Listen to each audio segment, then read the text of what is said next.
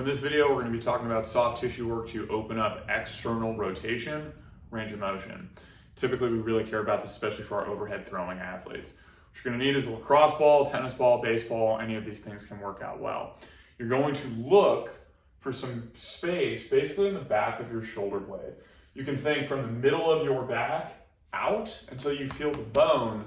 We're trying to stay away from there. Really what we're looking for is more from that bone to the back of your shoulder.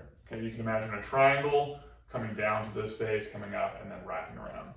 You're going to take the ball, you're going to place it either against the wall or lay directly on it.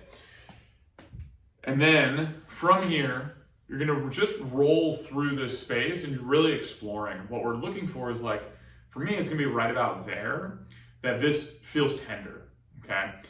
And then if we're really working on this overhead range of motion, you can move in a number of different places, but we really like working on the position that we're trying to get into. And so you're going to maintain that pressure in that spot, and then you're going to try and move back and forth.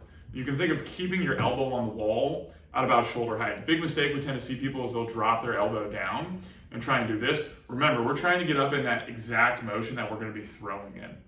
And then you're just moving back and forth. What should happen is after 30 to 60 seconds of doing this, that space that feels really not fun to move through should start to feel less painful, okay? It should start to feel a little bit easier.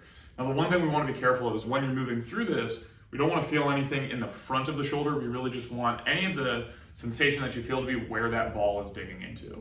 What it should feel like is after doing this, you can come up and then actually get the hand further back without needing to move your back to get into that position. So we're looking to see, okay, how much can we actually bring that hand back without the chest coming up?